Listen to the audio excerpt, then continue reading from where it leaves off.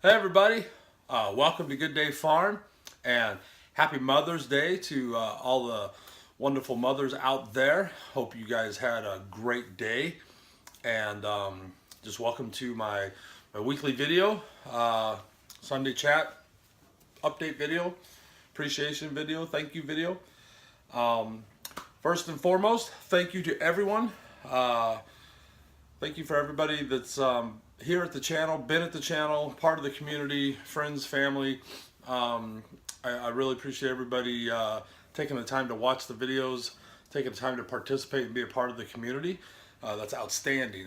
I feel like we are on this journey together, and it's going to go somewhere great. We're already doing great things, and I just think we're going to have, you know, just continue doing that. So I'm glad to have everyone, each and every one of you. I'm glad you're here, and I'm glad you're a part of this. So you're what makes this community so great. So thank you. I truly appreciate it. And there are some very wonderful and outstanding people who are a part of this, and I appreciate that. Thank you. So it is Sunday. Um, Happens to be Mother's Day, so like I just said, Happy Mother's Day to everyone, who is a mother, and that goes for to me, even those that may have the four-legged critters or two-legged birds and whatnot, animals. If you're anything like us, our pets are very much a part of our family, and we treat them with as much love and care and compassion as anybody would a human child. So let's not forget about those people too that may not have actual human children but have pets and even farm animals that people compassionately take care of. Anyhow, Mother's Day, it's a great day. Unfortunately, I live very far away from my mother. I talked to her obviously on the phone. I'm able to do that, but it's not the same as being able to visit in person. And so, we get to see each other every couple of years just because of time and expense and things like that. It's just not practical to see each other any more often than that. So that said, we do a lot of communicating, phone, texting, Facebook, stuff like that. So if you're watching, Mom, happy Mother's Day. We already talked today, but hope you had a great day, and wish I was there. Would love to have visited with you in person. Anyhow, moving on. So it is Sunday, another busy week wrapped up for us. I swear the weekends are actually busier. Well, I mean, obviously than the week, but got a lot done this week. Got our little baby chicks that are, gosh, what are they, about 6 weeks old now, maybe? I'd have to dig the calendar out and look for sure, but I think they're maybe 5 weeks, somewhere around that range, 5 to 6 weeks. Got them moved out to the big coop, the big house. I did a quick little 3 or 4 minute video showing that for anyone that's interested. That's on the channel. But basically nothing spectacular, nothing fancy there. Just kind of built a little space for them. They'll be in the coop with the large birds, but they'll be segregated from them. And there's a lot of reason for that. We do it so that one, they learn where the coop is, so that once they're let out to free range, they'll come back home. And that takes about a week. I think we did one flock one time, 5 days or something. We were able to let them out and didn't have any issues. But general rule of thumb is a week, and we've never had a problem with that. They've always come home. I think in all the years that we've had chickens, we maybe had just one or two that for some reason we had to kind of shoo them back in and show them where the coop was, and that was only like once, and then they figured it out after that. So, and then the big benefit too, when you're, especially with chicks, it gives the rest of the flock kind of, or maybe this is our way of rationalizing this, but a way to see them and get used to them. And we've done this. It's the only way we've done it, but we've never had an issue with anybody over being aggressive towards one of the chicks. There may be circumstances as they age, where there's a pecking order, where they, kind of will poke at each other to determine who's top, hen, that kind of thing. That's normal. But I've heard stories of people where they've introduced chicks and they've literally been, almost killed by the flock, because they don't want to accept them. We've never had that problem doing it this way. It's the same way we bring adult birds in too. If we, for some reason, purchase some full-grown birds, there's a little extra step with them. We keep them completely separate for 30 days and then put them in the coop for a week. Same scenario. So anyhow, got that done today. Cindy, bless her heart, she worked pretty much all day Friday, and I know she spent some time yesterday, but then again all day today, prepping and working a space that will be the garden. I know she got a few seeds in the ground.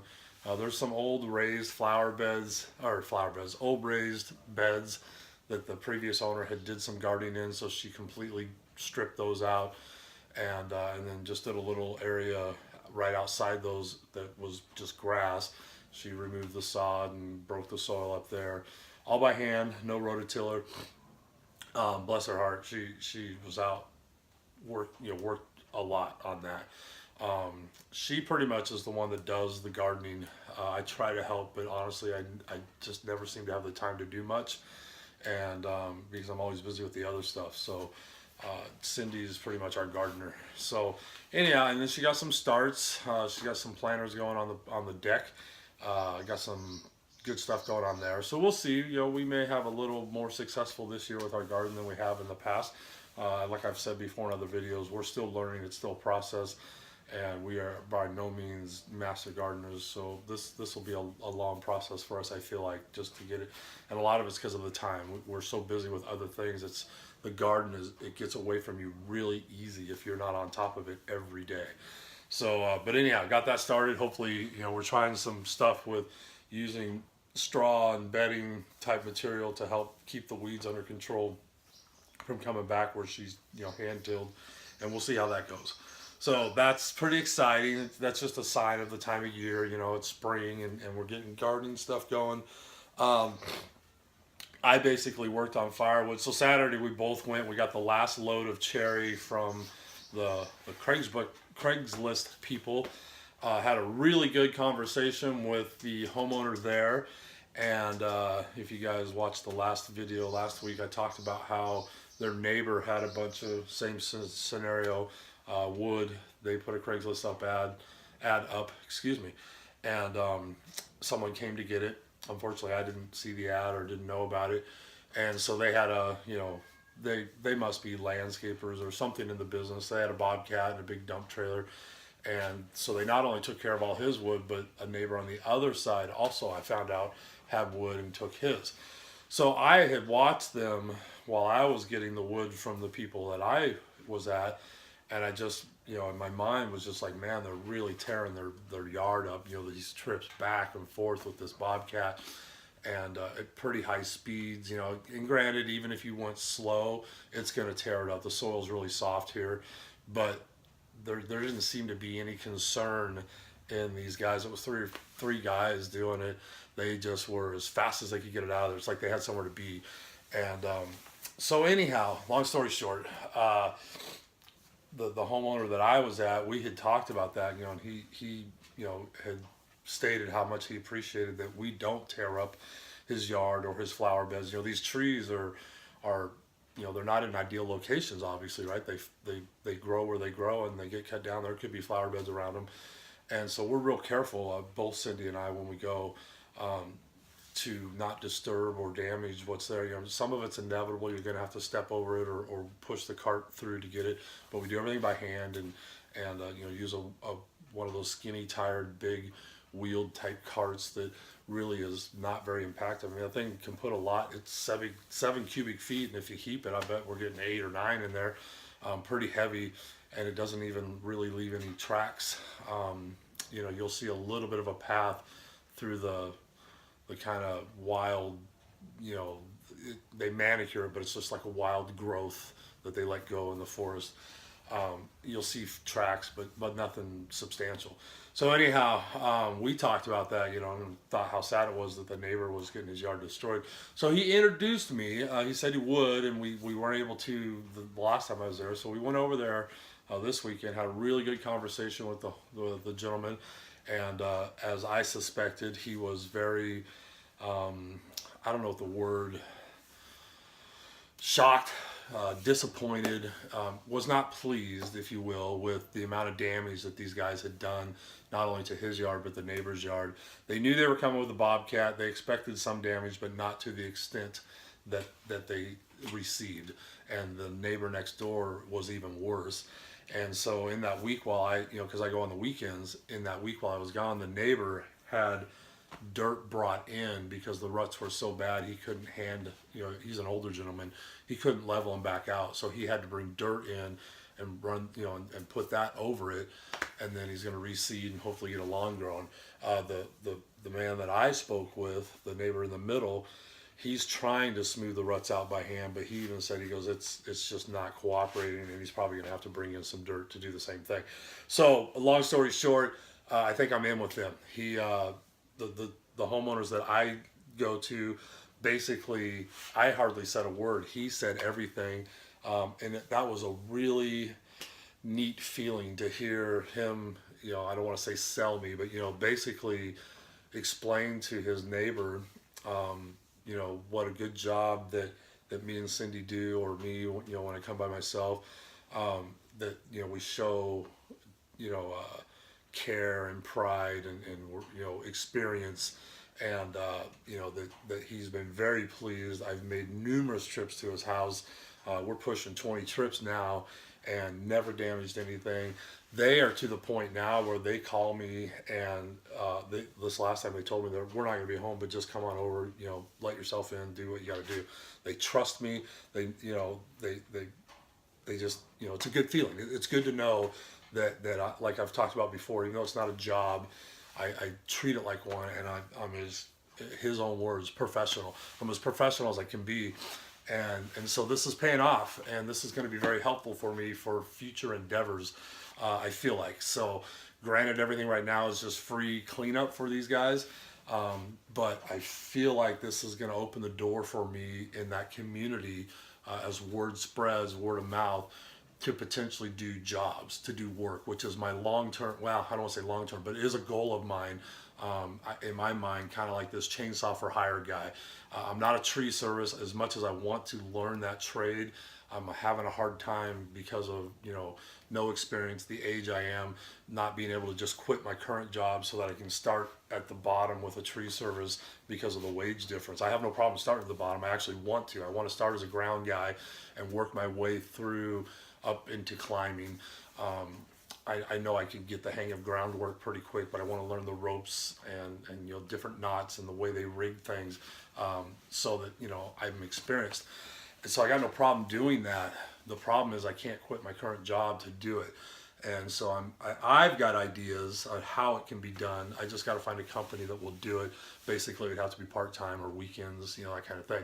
So in the middle there, until I can get to that point, there's no reason why I can't do what I'm doing now for people and maybe make a few bucks. We're not talking, big wages here, but enough to compensate my time and effort to go there, So I would probably either, I could do it by the hour or bid by the job, however the customer wants to do it. I already have a number in mind that I think would be satisfactory. And, for not being a, licensed, trained arborist type person, I think it would be a very reasonable rate, more than like you would pay a handyman or a day hire type person, because I do feel like, what I'm doing is skill, using the saws properly, having the right saws. As you guys know, I've got a saw for every situation just about, and the right equipment, and then the care that I take in not tearing up their property, cleaning up my mess, that kind of thing. So we'll see how that goes. So I'm pretty excited about that.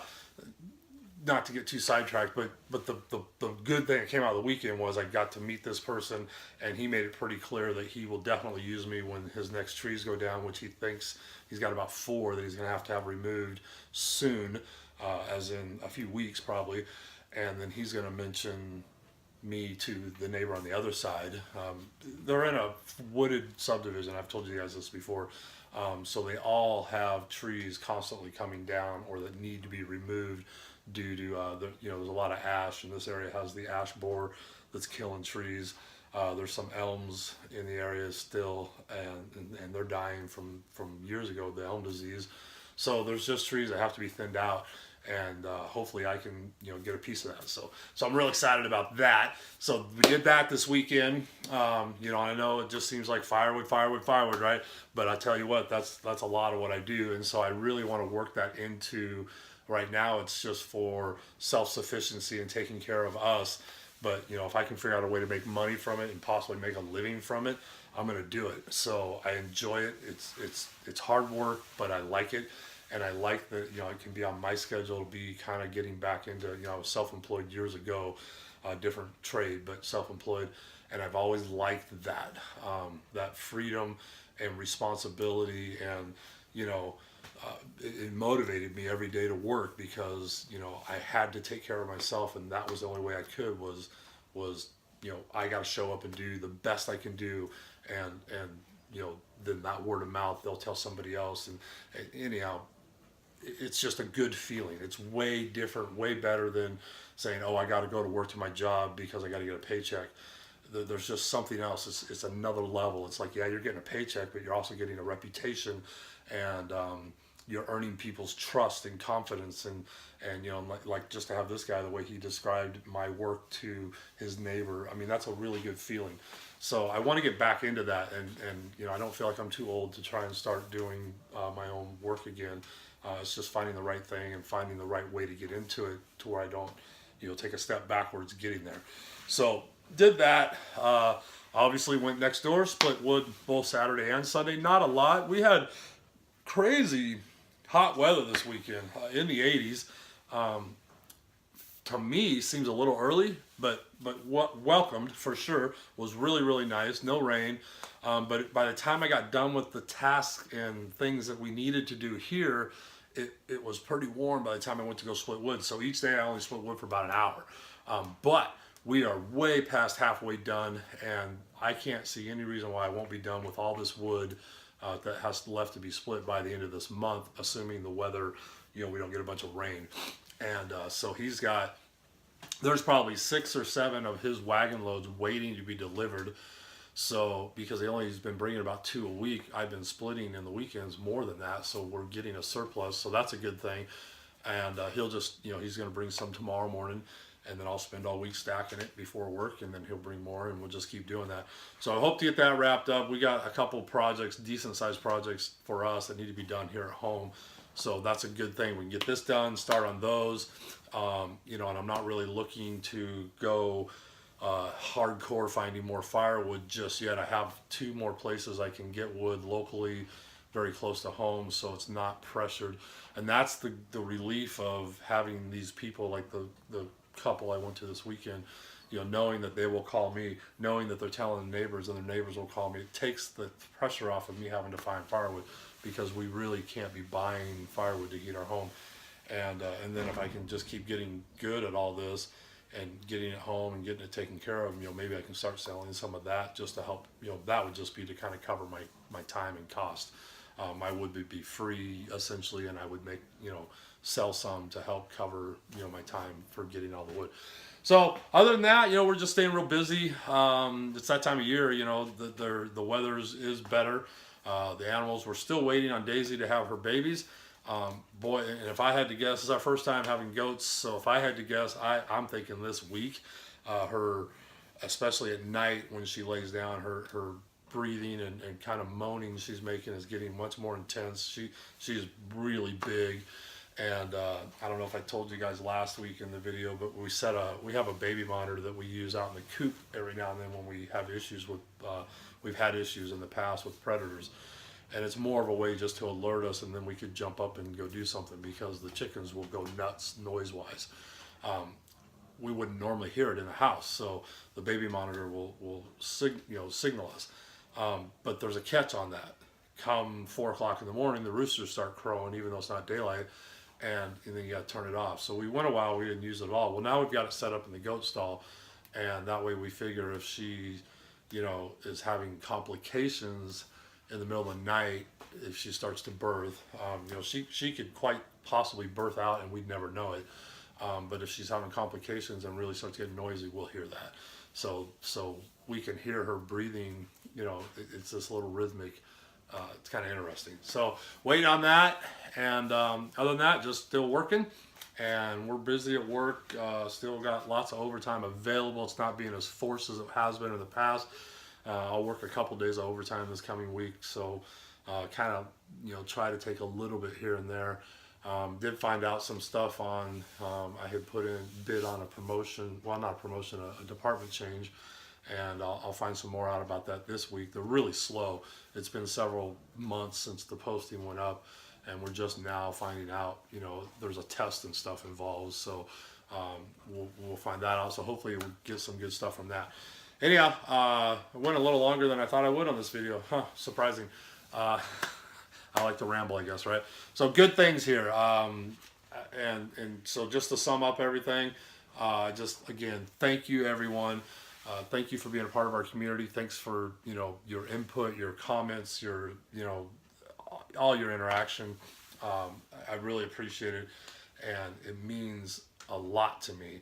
And I'm just really having a good time doing these videos and interacting with people. So just keep on doing it. I'll keep doing what I do. You guys keep doing what you do, and we'll just keep having a great time. So I appreciate it very much. You guys have a good night, and remember, it's always a good day on the farm. Bye now. Thank you.